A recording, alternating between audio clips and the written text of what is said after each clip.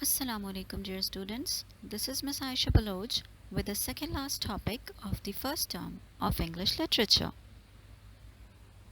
So our topic of the day is a very beautiful poem, Daffodils, by a very famous poet, William Wordsworth. You may find this poem in your textbook as well on page number 33. Before we proceed to the explanation of the poem, let me give you a brief introduction of its poet, William Wordsworth, an English poet who was also known as the Poet of Nature.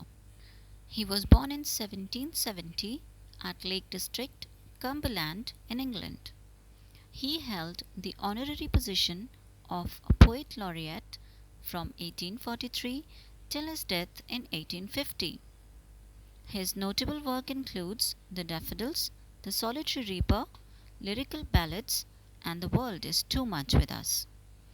Together with another great poet, Samuel Taylor Coleridge, produced Lyrical Ballads, an important work in English literature.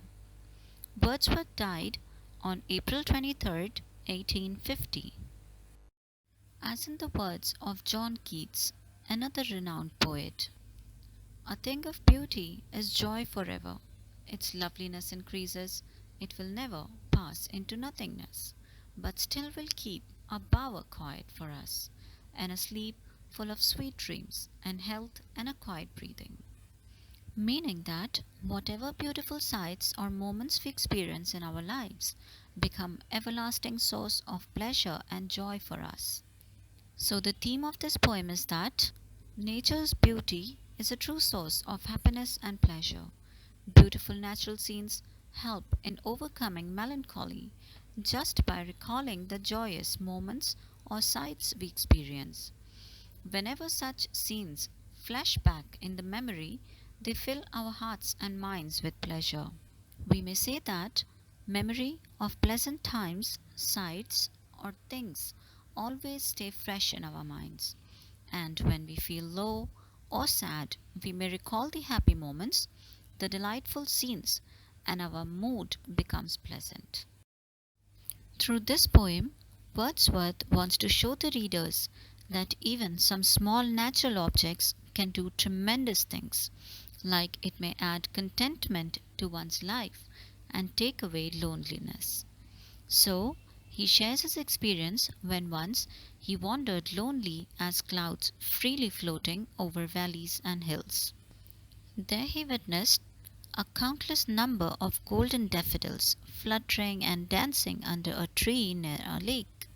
The daffodils stretched in a never-ending line, just like stars in the Milky Way.